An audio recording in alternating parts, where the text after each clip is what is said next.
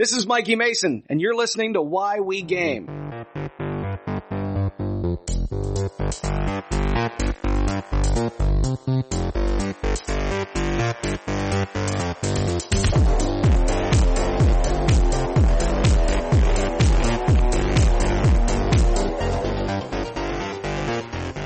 I'm Brodor, and this is Why We Game. My guest today is digital sculptor Doug Hamilton. And you may not know Doug's name, but if you've been into your FLGS and you've seen Marvel Crisis Protocol, if you've seen MODOK and you've seen Hulk, you have seen Doug's work. You may not know him, but you know his level of talent. And I am honored and very, very fortunate to have such a sort of an industry insider on the show today. It's pretty great. Doug, how the hell are you? I'm doing great. I'm super happy to be here, and we probably shouldn't tell people that we've known each other for a couple of decades now. So well, I think that's perfectly. So here, there's a theme on the show. I have a working theory about gamers and about game history. And there's a lot of discussion going on with gaming right now about being inclusive and having diversity and things of that nature. Now, it's important to point out that we are both middle-aged Caucasian Midwesterners. Yes, we absolutely are. are. We are Gen 2 gamers. We're second-generation gamers, as I like to call it. Generation 3 and Generation 4 have a totally different experience in the hobby than we do. But that's probably going to inform, to some degree, your experience as a gamer. Not necessarily as much as a game professional, but I mean, shit, I don't know. So, Doug, how the hell did you get started not in sculpting, but just in the gaming hobby? That's a great question. It goes way, way, way back to the 80s. Around 1983, I had moved to Pekin, Illinois, and one of my classmates there was playing Dungeons and Dragons, and we lived next to each other, so he wanted me to play. So you had to have a miniature to represent your character. So we went up to the hobby store, which I'd never been to a hobby store like that, and started buying miniatures, the old Ral Partha style, and they were great. Skeleton warriors and rust monsters and demogorgons. Back in the day when we didn't know that lead was poison and we could just chew the shit out of those things. Yeah, that was great. So true. I handled so much lead. So you got started with those. So then did the miniature bug, did the toy soldier bug, did it just get you from that moment? I started with action figures in the late 70s. I was born in 70, so 1977, a movie called Star Wars came out. And you walk into the store and there's just rows of action figures everywhere, and I had to have one. Oh yeah, with those shitty, unarticulated elbows and knees, with the crappy lightsaber with the peg that came out by the elbow. Oh God, I adored those. I have 2 cases of them right under where you're sitting. Shut up! You did that's amazing. I'll have to show them to you before you get out of here today. Well, if just looking at your office, I mean, if this is any indication, this is kind of a splash of the collector in you. I suspect that there's more elsewhere. Yes, absolutely. If you look around my office, you can see there's celebrities that I've had the chance to meet. A lot of times my daughter and I go to shows, or my girlfriend and I go to shows, so we get to meet Walking Dead, or like we were talking about, Lou Ferrigno's up on the wall. But there's comic art. There's some image products. Mark Silvestri, one of my favorites. Neil Adams. There's just some of my favorites, and of course there's a few signed hockey photos in there too. So there's a couple. There's a St. Louis Blue up there holding holding the cup. That big cup. Yeah, that actually, to me, I mean, I used to tell people that there are certainties in life. I'm gonna die. I have to pay taxes. The Blues are going to lose in postseason, right? I firmly believe that this is a sign of the apocalypse. The Blues win the Stanley Cup in 2019, and 2020 is literally gone to shit for planet Earth. You're not wrong. Any which way. So, you've got your Ral Partha figures, you're playing D&D with your neighbor. And my mom was a huge supporter of it. So every time I went to the store... What? Is that weird? This is the height of the satanic panic, and you're not the first guest I've had whose parents were, in fact, you're the third in a row whose parents were, you said mom, was dad there? I mean, dad was kind of the classic dad. He was like, as long as I'm not kind of getting under his feet and in his way, he took care of us, don't get me wrong, but he was a Vietnam vet, so I was, as far as he was concerned, I was kind of playing with dolls.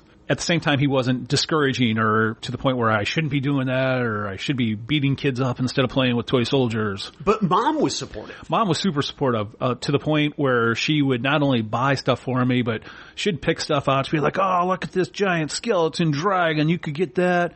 And here's some green and yellow sparkly paints too. And somewhere in this house, I have some of my original Ralpartha lizard men that I painted with that green and yellow sparkly paint. Oh God, with the shields and the skinny little hafted spears. Yeah, and they're one piece models. Oh man. I didn't realize how much I liked one piece models until recent years. Oh, well now actually cutting, that's a whole different thing that I want to get into, but okay. I want to get when we're talking about your professional career, for sure. Definitely. Yeah, so it was all through the 80s. I did those Ralpartha models. I remember one year for Christmas, 1985, literally everything I got was Ralpartha miniatures, including the big Dracolich skeleton dragon. Which by today's scale and standard would be tiny and unattractive. Right? Probably. It was... Well, if you look at miniatures, right? Go back and look at old black and white D&D art and how, God bless them, but compared to today's quality, there's no candle to hold, right? Miniatures are the exact same way. Right, totally. It's definitely evolved from where it was 30 years ago. So you've got figs, you're getting action figures, you're doing your own customizations and your own painting. How long are you playing D&D with this buddy next door? My dad blew up buildings and bridges and things like that. So a lot of times we'd Did you say blew up? Yeah, like as in demolish. Yes, exactly. It's like blow things up. So we moved around a lot, blowing things up. So kind of cool, some kids are like, yeah. So hold on. So here we are. It's the mid-1980s. Your mother is showering you with fucking action figures, and your father literally destroys property for a living. Yes, it was an adventure. And now you're a digital sculptor. It's a weird Well, journey. Fuck off. Here you go, audience. You've lost. Doug Hamilton wins. You're right. And there are a lot of adventures in there. So I went to 6 different high schools because we moved around blowing things up. It was bridges, it was chemical plants, it was smelting plants in Montana that had been there for 100 years. It was an adventure. Now, is there an irony here that your father destroyed for a living and you create for a living, and then nerds like me see the things that you've created and are inspired to create on our own and tell stories about these little toy soldiers you've sculpted? Well, the coolest thing about it is Dad passed a few years ago from cancer, and we spent those last 5 months together making a lot of trips back and forth to the VA hospital. And he made it a point to tell me on almost every trip just how proud he was and how cool it was, what I was doing, and how neat he thought it was that I was making these models, and that I go to conventions and people want to talk to me, and I'm going to other countries as an artistic guest. Whether it was blowing things up or me creating things, he was happy with how it worked out. So I was pretty happy too. That's amazing to me that you had such a supportive childhood, because in my circle of friends, right, the people that I grew up with, the people that I know in this hobby, that is antithetical to their upbringing. But what's interesting to me is that you being the third person in a row that I've spoken to, that I've done an interview with, that has had a nurturing upbringing, who became a professional in the hobby through circumstance for one reason or another. I mean, if there's not an important lesson here for parents, I don't know what is an important lesson for parents. Yeah, that's a great point. They were totally supportive. And we were that household where we hosted the D&D games a lot too.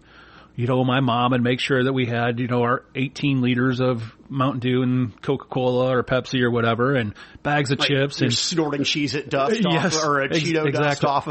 Because we might start at 6 o'clock on a Friday night and not finish our campaign for that weekend until Sunday morning sometime. Or, it was not unusual for us to play for 15 or 16 or 18 hours in a row.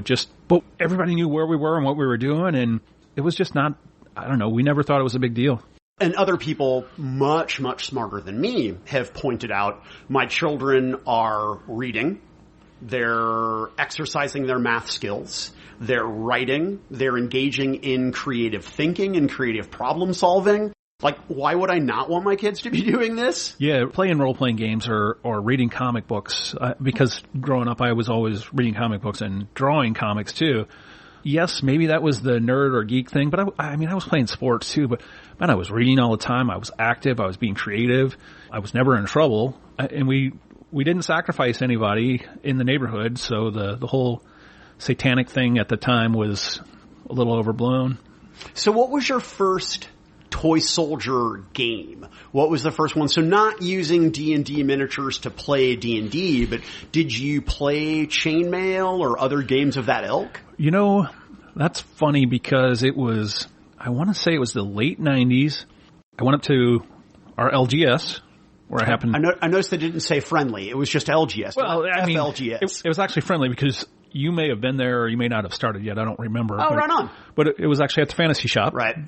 And I went up there for a demo of Jihad, the vampire card game.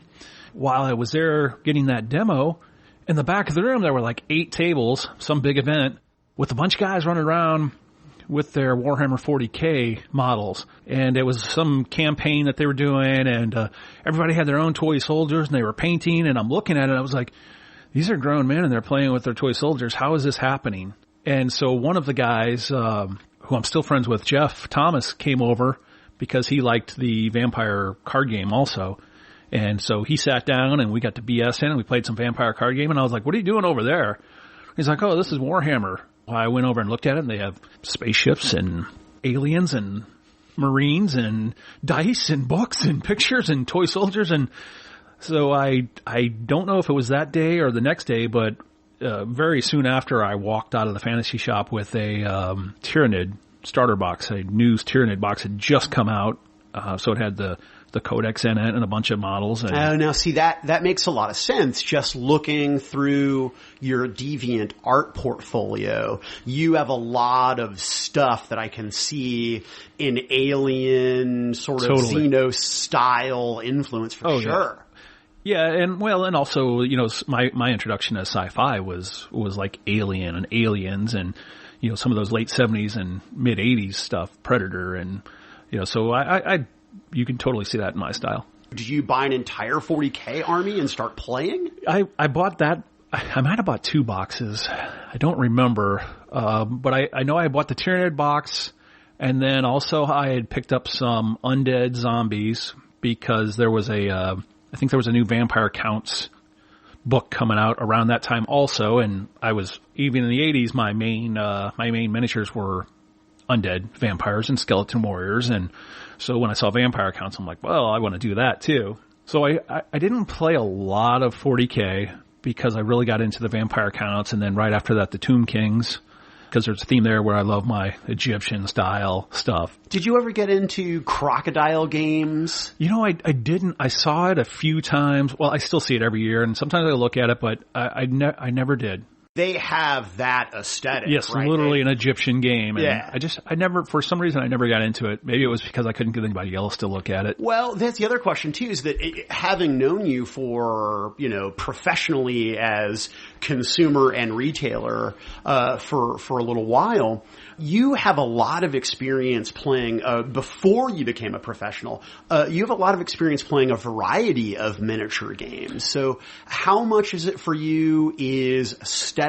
How much is it mechanics that attract you to a game? For me, looks are everything. If it looks cool and it isn't very good, I'll still play it because I'm about looking cool. I don't know that it was always like that. There was a stretch where I played Confrontation a lot, which fortunately had some of the best looking miniatures on the market. It didn't really matter what faction you played, and I was also really good at that game. I remember. Did you play Durs or Acheron? I played a lot. Okay. Durs, I remember you kicking my ass. Yeah. It was either you or another guy who played Durs very well. Yeah, you weren't kicked the shit out of me. You weren't alone on that. I mean, everybody I played with in Confrontation, I pretty much kicked their ass. At one point, I was like number 2 in the country. And see that's why other gamers don't like people like you, because you were the guy in high school who could pass for normal, who played sports, who had popular friends, who was also smart as shit, who would then come to the game table and kick the crap out of me. I mean, bloviation and imagination are the only two things I ever brought to the table. You kind of nailed it. I mean, it's a weird combo. Like some years back, I had a birthday party, and it was at a bar, and I had my sports friends who we've played hockey at a pretty high level for years, and I had them there, and I had my gamer friends there, but they all sat at separate tables. There was no intermingling, and the gamer guys came in, and they were kind of quiet, and they sat kind of at the table by themselves. And then the hockey guys come in and they're barely sat down. There's a beer broken on the floor and they're loud and they're boisterous. And for me, it's been great because I can cross streams. Right, but that was kind of my point earlier with talking about Gen 1 and Gen 2 gamers. As a Gen 2 gamer, your experience was rare. That's why your buddies that are gamers are over here being introverted wallflowers and comfortable with people they know, because that growing up, man, that was their experience. Yeah. Because these guys over here were the enemy. Oh, totally. Yeah, you're the anomaly because not only did you sort of ride the fence between both factions, but you also had people at home that gave a shit about what you were doing. Right. I mean, my parents encouraged me if I wanted to play sports. They encouraged that. My senior year of high school, I was in Puerto Rico, and it was not unusual for me to play in a basketball tournament all day on Saturday, and then Saturday night meet up with my friends and play Dungeons and Dragons. It was that was a normal weekend for me. Something that you mentioned earlier that I miss desperately, right? That I have such a longing for, such a nostalgia for, are those gaming weekends as a kid where you'd come to somebody's house after dinner on a Friday and just game and game and game, and mom and dad, because we were latchkey kids, right? As long as you were, in my area, as long as you weren't getting arrested and you were bringing home A's on your report card, my parents did not give a fuck what you did. Yeah. Right? So my boys just come over, they'd be over all weekend. Right. All weekend. I had one friend of mine that, he'd ride the bus home with me on a Friday, and a lot of times he'd ride the bus with me to school on Monday. He'd be at my place all weekend. Doug, do you do any 3D printing? Yes. I have a 3D printer in the basement. It's a sweet resin job, I assume? I don't know if there's anything sweet about it because I can rarely get it to work right. That might be my fault, and I don't put a whole lot of time into it because there's a good casting company right up the street from us. And Metal Oak? Metal Oak, yeah. Yes. Yeah, I've been trying to get him on the show for a bit, but he's so fucking busy. It's like you're just busy. Yeah, right? Yeah. So I'll plug Metal Oak. Nick Hanger runs that. He does a great job. If I need something printed, he prints it for me at a reasonable price. If I want to have something cast, he'll cast it at a reasonable price. If anybody asks me if I know a printer or a caster, he's the person I send them to. Right. So basically what we've figured out is that now we know a digital sculptor and we know a printer. Interesting. Yep. We got a couple factors built in. Now if we just had a game designer. Yes, exactly. Stu, are you listening? Stu Limey, are you out there? I know Stu. I talked to him yesterday. He's a great fucking guy. I love Stu. Fucking guy. Well, when you guys get a miniatures game off the ground for Gen Con 2021, I would love to have an exclusive. Yes, of course. Absolutely. So it's funny. My brother, buddy of his, said, if you buy a 3D printer today, you're a technician, not a 3D printer. That's what you do. The vast majority of your time is dickering with that thing. And that's why I don't have a lot of success with it, because I only have so much creative time in me. And if I'm taking time out to work on the printer, that means I'm not working on something that I'm good at. And so I find myself, I'll mess with the printer a little bit, I'll get it to work, and then I'll have a problem, and I need to change out the bottom of the vat, or I need to readjust the build plate or something like that. And I don't want to put the time into it that I need to, because it's really not my best area. It's not my strength. Well, it's not the place that you've spent years and years and years honing a particular skill. Yeah, I'd rather, the 4 hours that I spend trying to get that thing to work, I could spend 4 hours on a sculpt and potentially be making money. Setting aside your professional connections and the companies with whom you've worked in the past, if Doug Hamilton, sculptor, gamer is looking for an ideal game, what elements do you want out of a game? Do those elements exist in games? Would you do sort of a Frankenstein's monster amalgamation of parts of different games? Because I'm not a designer. That's what I'd find myself doing. But what is it about miniature gaming that you like the most, that you want to see the most mechanically? Every gamer wants to make a game. And so there's definitely been some thought put into that on my side. It would definitely be a Frankenstein type mashup, though there are some extra things that you could throw in there that are, I would say, my own. But I like smaller games. I like 10 to 15 models. So I think that brings a little bit of a personality to the game. So, if I have 100 models on the table, there's no personality. I'm piling them on and piling them off. So right. At that point, they're just really, really expensive wound markers. Yeah, exactly. And I want that lowliest halberdier to mean something in my army. I want to think about Elizabeth and his children, and I want to know that when that orc arrow fucking enters his thigh and he's got to retreat the battlefield, that he's just thinking about getting home and taking care of his fucking family. Yeah, right? it's totally true. I need that. But if I have, 6 units of 30 orcs, I just don't care. Yes, exactly. You're just piling them back into the box or the tray or whatever you brought them in. I like to have a smaller model count for the personality. I also want them to have more than one wound, because personality is more than one wound. So I like wound levels that affect how effective they are in whatever they do. Now, maybe there's a twist to that where the more wounded they become, the stronger they become. Maybe they're like the Hulk, where they're getting beat on and they get stronger and stronger, or maybe they're desperate, so they're more likely to hit something when they're on the ropes. Or maybe they're at their best when they are strong, but they're not strong for very long. Yeah, they're delicate elf-like, frail creatures who are terribly graceful and hard to hit. But once they get impacted, they're screwed. Right. So that it's kind of like economy.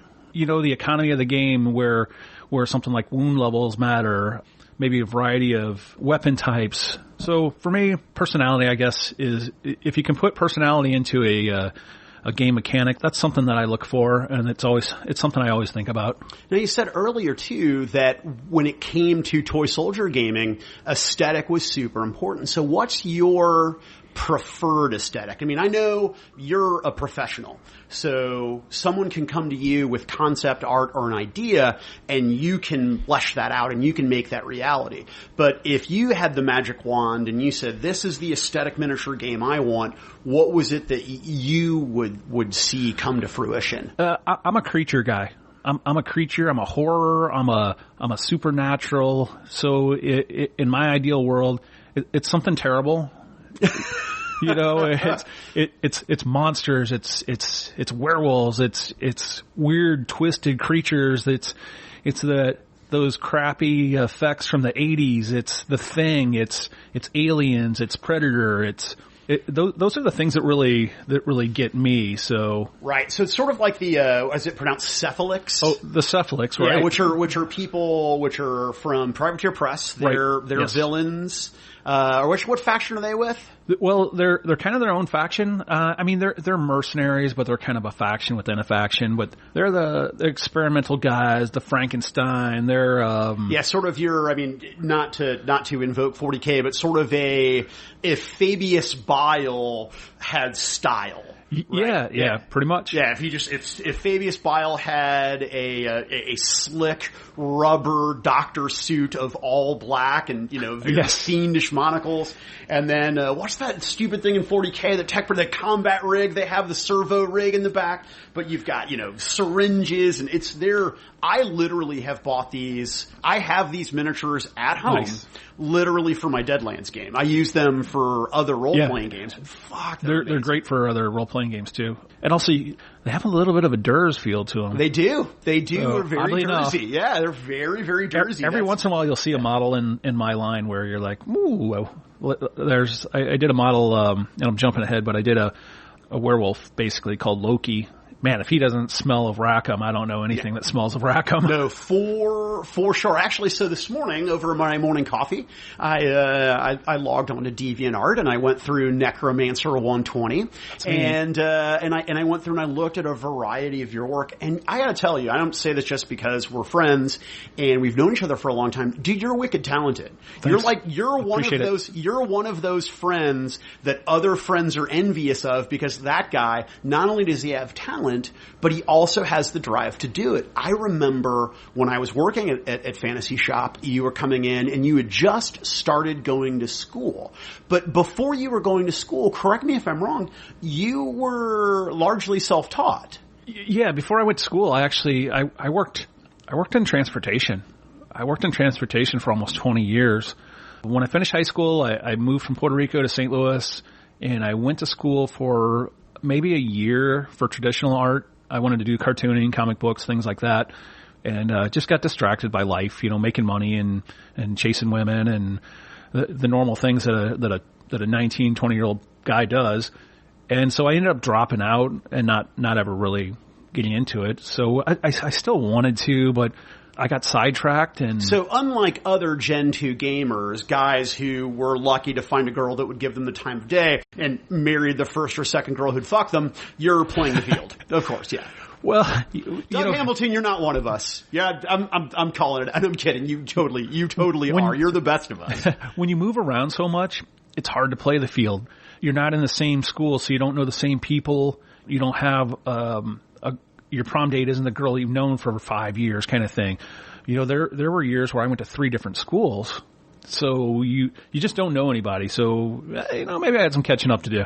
Looking over your art, I got to tell you, some of the best stuff that you've done. One of my favorite things was the Alpha Flight, the Alpha Flight sculpts that you did on DeviantArt. Now, a personal project. Yeah, personal project, not something that you're selling. Yes, I know, thank you. Because it's not something that the Marvel Crisis Protocol people have asked you to do, correct? No, it has. You did of your own volition. Literally has nothing to do with them. That project was started before that company ever existed.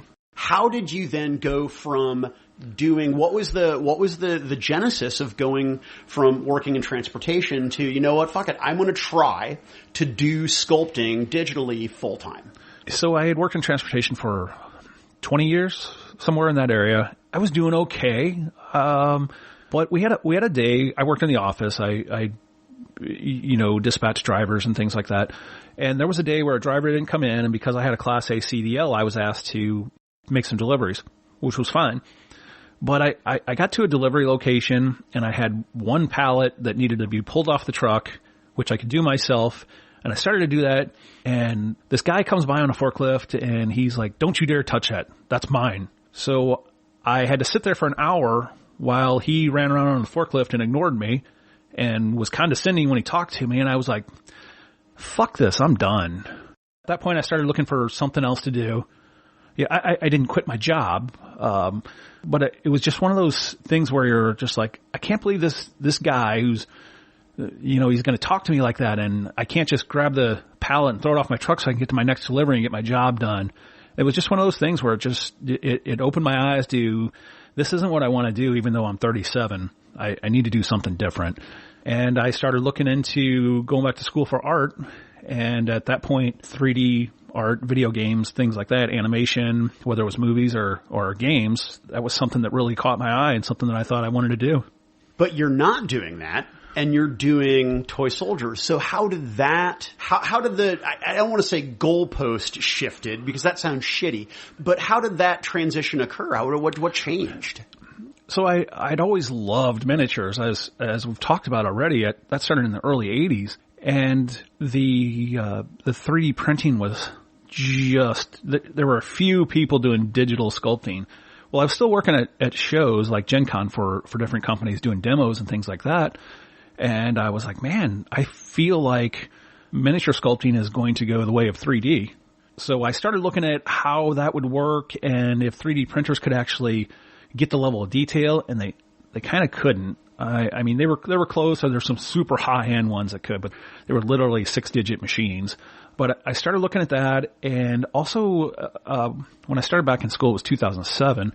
Well, in 2008, we had a recession, So I lost my job at the transportation company that year. And a lot of your big video game companies and that, they really cut back on the titles that they would release. You used to see a title for every game, every movie, there was just a game for everything at the time. And then after that, they started cutting back to where it was just the big titles. You didn't get some random game thrown out there anymore. Looking at the people that were applying for these jobs and the people that were out of work, they had worked on Star Wars movies. They'd worked on huge games, AAA titles. They had 5-10 years experience. Yeah, there were just too many fish, many big fish in a large pond. I was coming fresh out of school, and while my portfolio for coming out of school was pretty good, it didn't touch anybody that had all this real world experience. So here I was, I graduated when I was 40.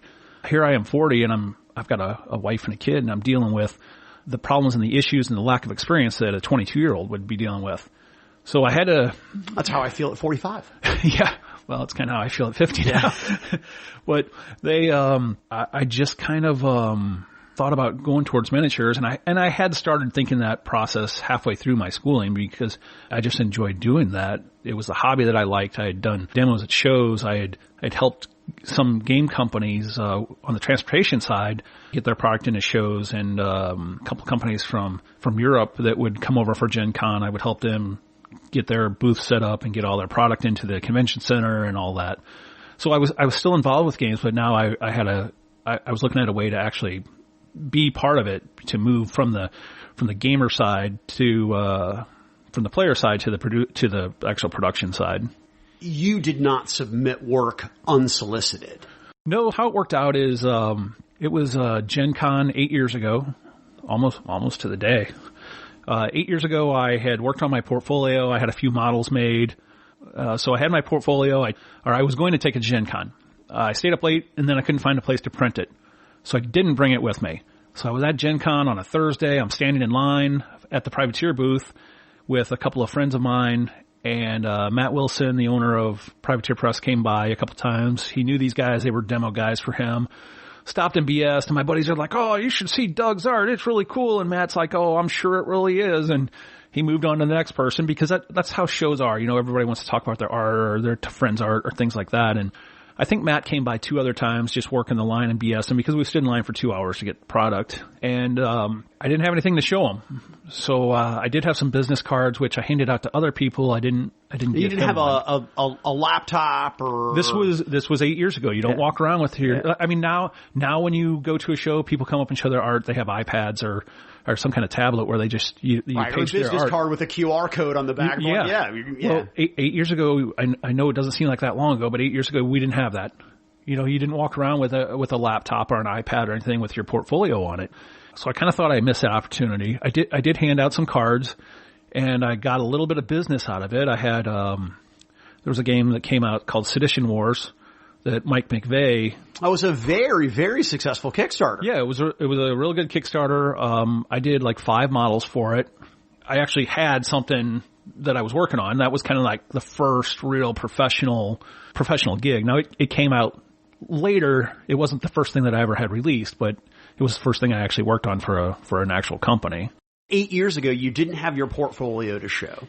You do some work on Sedition Wars, but now you're under contract with Privateer Press. When did they discover you? After Gen Con, I did a little bit. I was working on Sedition Wars. I had done a little bit of cleanup work on a couple of Raging Heroes models. Digital was starting to get more attention. And then I want to say November of that year, Privateer Press has a convention in town. It's actually it's not run by us, but it was called War Machine Weekend. And they were coming to town that weekend. I had happened to take that Thursday and Friday off just to burn some sick days. And my portfolio was ready. And the Wednesday before that show, they put up an ad looking for a digital sculptor. Jesus Christ, that's kismet, right? Yeah, right? So, oh my God. So they put that ad up on a Wednesday. I happened to have Thursday and Friday off. Privateer had hired a local guy to move up there and do some rules, and I think they had hired another guy that was to help them run their warehouse. So there were 2 guys from St. Louis up there already, and we had mutual friends, and I kind of knew the guys, but I didn't know them well. But so we had mutual friends. My friend Tim Simpson, who I just gamed with this weekend, he was buddies with DC, and he emailed DC up at Privateer, and he was like, hey, And DC was a local guy. Yeah, DC was a local guy. He went up there to work on rules, and he was up there for, 3 or 4 years.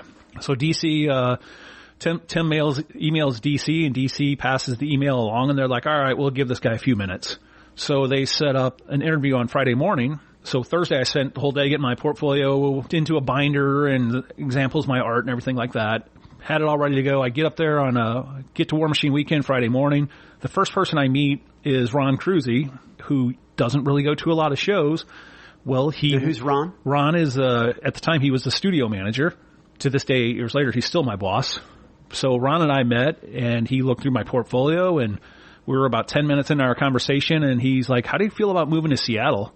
I'm like, okay, this is going pretty good. At that point, I thought he was going to blow me off because he's like, I'm going to go outside and have a smoke. I'm like, okay. And he's like, you want to come outside? Well, I don't smoke, but yeah, I'll join you outside. Yeah. So I go outside, we BS for a while. We start talking about World War II games and things like that. I mean, we immediately hit it off. We come back inside. He goes, this looks great. I've got to go into the convention hall and make an appearance. He goes, the creative director, Ed Burrell, will be down from his room in a few minutes. He goes, we'll sit and talk to him too. It was just the two people that I really needed to talk to were those two guys. For both of them to be at a show, it's kind of unusual, but. Well, Doug, I have to say this whole journey sounds very fairy tale. Yeah. Obviously, there's been adversity along the way. Absolutely. Have you had to deal with a lot of rejection in the industry professionally? No. Well, Doug Hamilton, fuck off. Ed came down and I talked to him, and the first page was kind of this super cool looking soldier, and he kind of looked at it and smiled and flipped a couple pages and smiled, and he's like, we should give him a freelance job to work on and kind of see how it looks, which they did. I knocked it out pretty good. It was for a game they had come out, just a one-off called Zombies Keep Out, that I literally just did the zombie for, and that's the big representation you have in your miniatures case. Yes. Yeah, no, I was eyeballing that. Those are super rare because the game version, they're about a half an inch tall, but they did some trophies where they just blew it up. So after I did that interview... What's amazing, though, and forgive me for interrupting, but if you look at the quality of detail, it's like they threw a softball at you. And I don't mean to sound condescending, but that sculpt, I mean, it's like they threw a softball at you. Let's see what this kid can do. You knock it out of the park, and they're like, okay, let's give him something a little bit more challenging. No, let's hire him. Okay. So you crush the softball so well, they just give you a job. Yeah. I mean, I've always been a home run hitter, Mike. Yeah. So they gave me that project. At the time, I was teaching at the college that I graduated from. I was actually teaching general education and had started working on my master's in education as a backup plan because I have a bachelor's in digital animation, but my backup plan was I'll get a master's in education so I can teach also.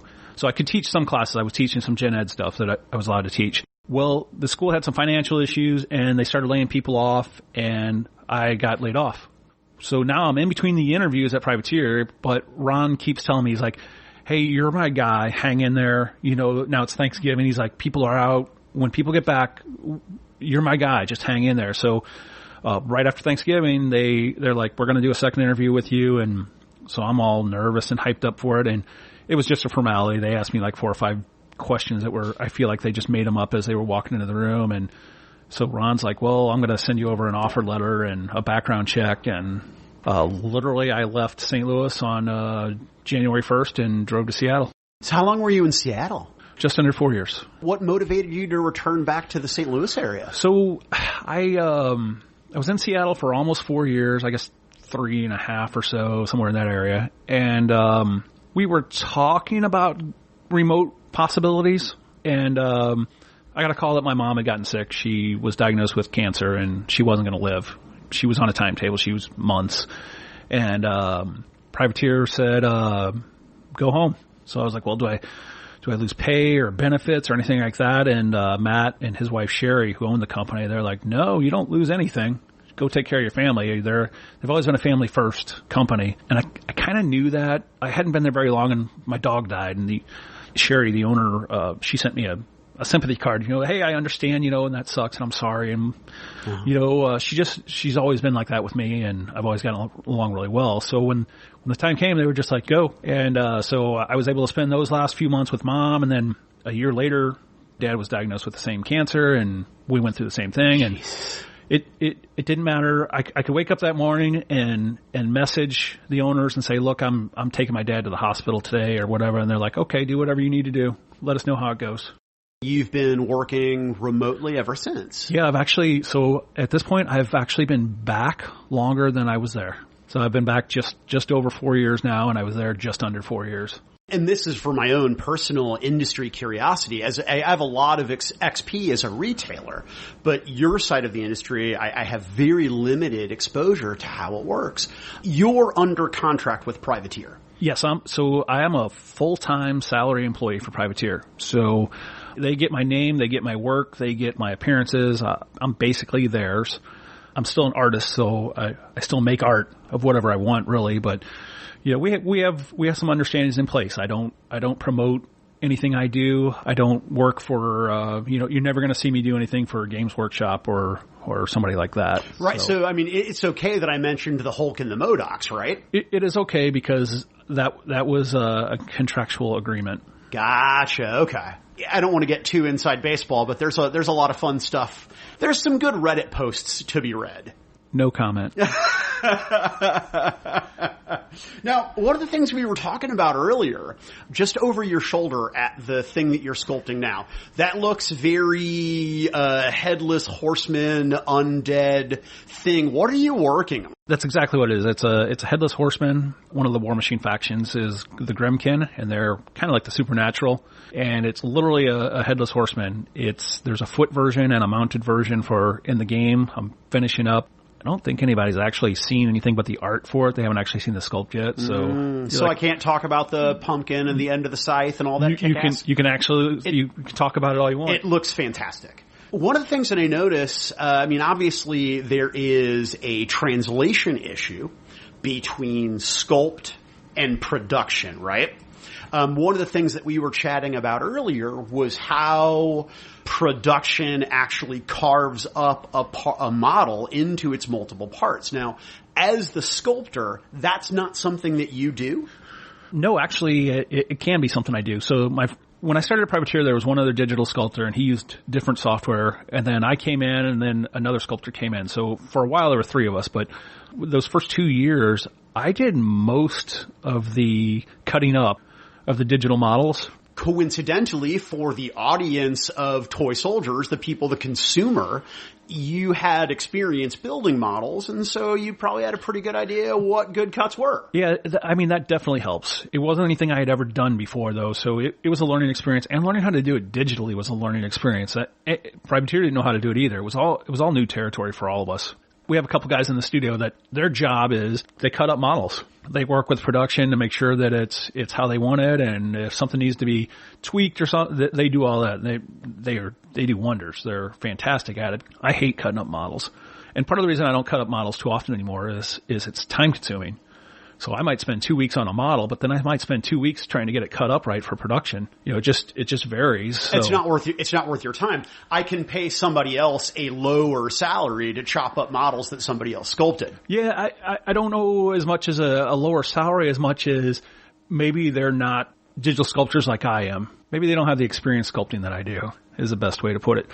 They're integral to it, though, because what they do and cutting it up and having it go together right is so important now. I can tell you, as a consumer, there are a lot of quality injection molded polystyrene plastic models on the market. But there are companies whose models I don't buy because they're way too spindly and finicky to assemble, even in plastic. All right, so I'm gonna take a quick tangent.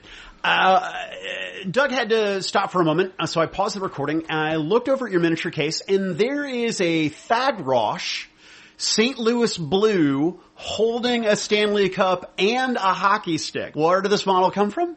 So one of my very best friends, Aaron Brayton, he modded. So the Thagrosh was a model that I worked on I just did some parts of it. Now, Off-World Designs does a Fagrosh t-shirt that looks like, I mean, it literally is a copy of the original Danzig logo. Yeah. I mean, I almost wore that today, but then I would have been the douchebag that wears the band's t-shirt to the band's concert. Well, I mean, I have one of those t-shirts too. So Aaron did this sculpt for me when I lived up in Seattle. Aaron came over every week. We'd hang out and game. It was like Wednesday or Thursday night. He'd come over. We'd have Chinese. We'd play some dumb movie in the background or some 80s music or something, and would stretch what should be an hour and a half game into about 3.5 hours. And we did that every week. Like good gamer old men. Yeah, I love that. Yes, exactly. Yeah. It was great. I miss it so much. He just would subtly ask questions like, what number did you wear when you play hockey? What brand name did you have on your stick? You know, did you have just these subtle questions that I wouldn't catch? He was doing this mod to this Fagrosh model in a Blues jersey holding the Stanley Cup. Now, he did this about 3 years ago. And people would see that because the Blues had never won the Stanley Cup. People would see that and be like, in your dreams, that's never going to happen. Yeah. And crazy enough, last year we won Stanley Cup. Not only does Aaron look like a prophet, I have Fagrosh holding the Stanley Cup. Yeah, in my case. Long before any St. Louis Blue did. Yeah, absolutely. And not only that, he has Fagrosh has a Blues jersey on, and it has my name on the back. It has my number on the back. He's holding a goalie stick with the brand that I used, and then he's holding the Stanley Cup in the other hand. So it's one of my most treasured pieces in my display case. All right. Well, now that we've done an infomercial for your enviable life, I'm going to ask you an industry insider question. And if this is too much, you can tell me to fuck off. I know how to dance around things. Who cut the Marvel Crisis Protocol intro box? Not who sculpted, who cut those miniatures for production? Because I have a tiger cage with their name on it. I have no idea. The involvement of Privateer Press with my Marvel Crisis Protocol was just in the early stages of that. Legally, I don't know how much detail I can go into on that. So here's my it was not me or Privateer. You just tell me if I'm hot or cold. Chinese production company took the models and said, we'll cut them our way so we can make it producible. Personal opinion, I think you're on fire. Okay. But I don't know. I literally have no idea. Yeah. I'm not trying to shit on the Chinese, but I wish we did. And I know it's not feasible yet. I just wish we did more of this production inside the United States, or at least this kind of production is done by people who build these fucking models. Yeah, so I'll give a pat on the back to my company, Privateer Press. We do all of our production in the United States. We pulled it back a couple of years ago. There's a few things we might do like dice or printed material, but as far as producing our miniatures, we do it all in-house. People ask, well, why don't you do the super high-end, super expensive, hard plastic, injection molding and things like that? Well, because we're not very big. Yeah, it's super expensive. It's really expensive. We're not very big, and at this point we do everything in-house, up in Bellevue, Washington, or Woodinville now. We moved last year, but so we do everything in-house, and it's made in America, which I kind of like. All right. Well, there are actually two things I want to talk about Privateer real quick. One, you guys just did a successful Riot Quest Kickstarter. Is that right? Yes. Season 2 of Riot Quest. I can't remember if it was Winter Wasteland or Winter Wonderland. It's winter though. Riot Quest came out last year. It's kind of a deviation from our normal serious games. This is kind of fun, crazy, wild stuff. I mean, you're putting rocket boots on people and flying around, and it's like on a board, and nobody really dies. They just recycle, and it's a fun game. I don't want to call it beer and pretzels, but it's kind of beer and pretzels. It's not like War Machine when it really was at its height, where it was, play with your, throw your balls on the table. Yeah. Crush. Yes, and it's not like that. It's super casual, super fun. People had a great time playing it. I was super skeptical when we were working on it because I view myself as a serious gamer. I'm probably not, but I'm like, this silly stuff. But it turned out to be a really good game. We just did season 2. So last year, season 1 came out at Gen Con. This year, we did season 2 as a Kickstarter. It's a whole new starter, new models. It funded with no problem.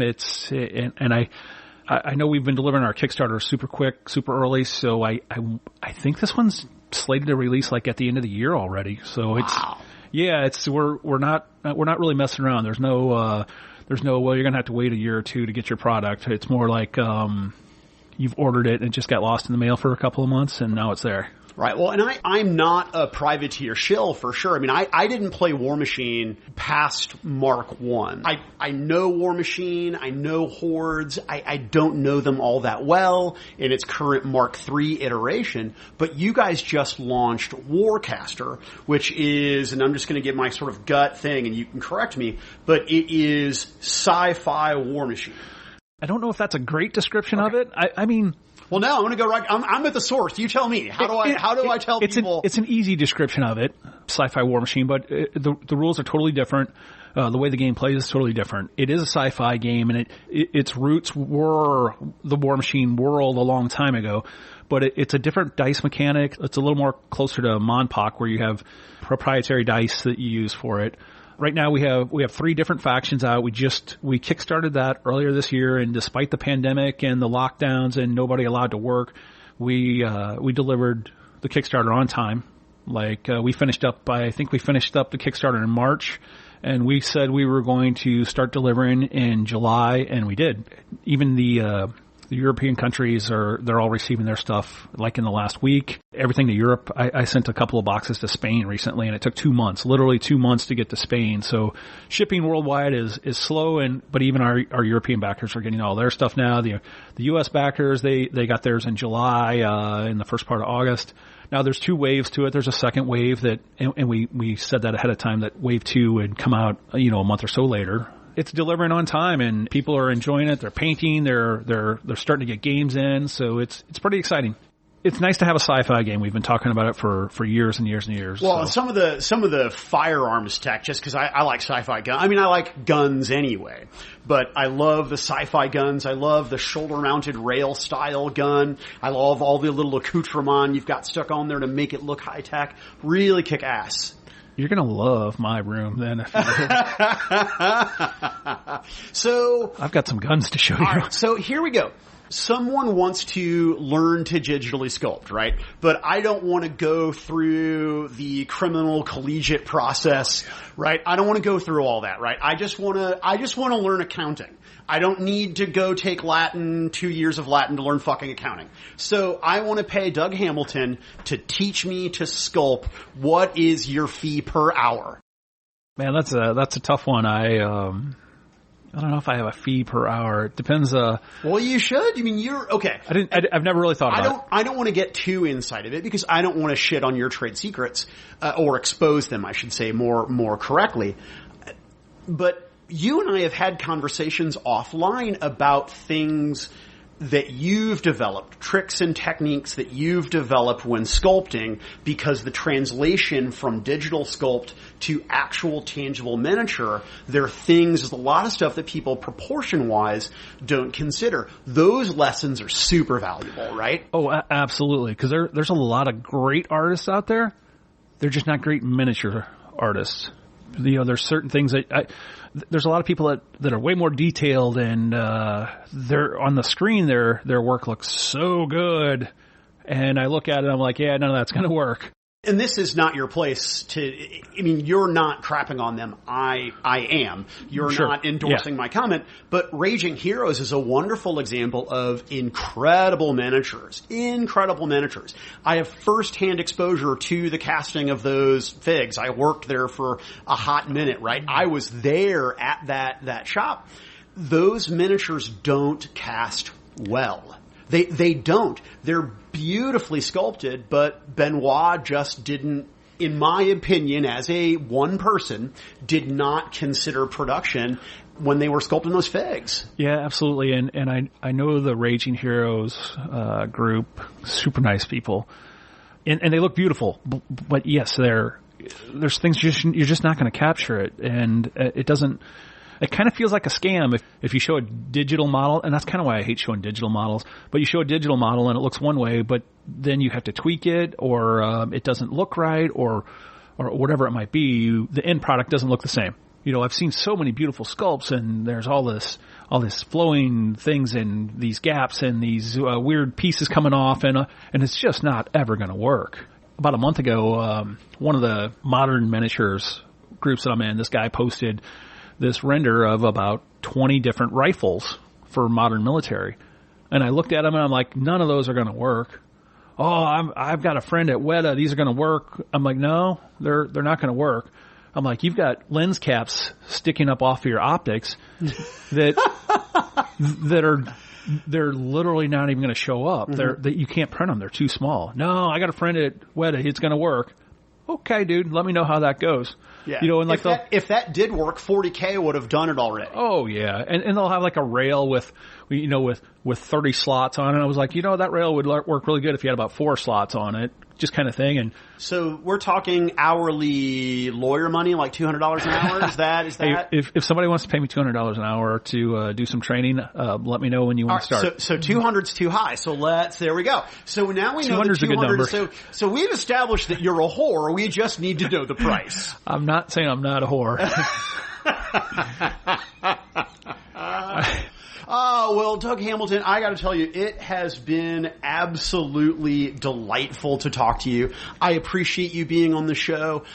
Just want to plug again, if people are looking for you, they can find you on LinkedIn, just as Doug Hamilton, digital sculptor. Yeah, I'm on LinkedIn. I don't use it really for anything. It's probably easier to just track me down on social media. Facebook is fine. I get random messages constantly, so don't think if you're bothering me, I'm going to ignore you. So, right. And if you want to see Doug's work, and you should, you can go to DeviantArt Necromancer 120. Yes, that's correct. Fantastic. Well, Doug Hamilton, thank you so much for your time, sir. I really appreciate it. Anytime, and it's always great to see you.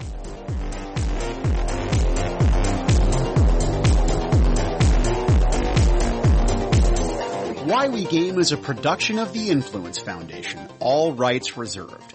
Audio editing by Brodor. Music by Owen Godwin.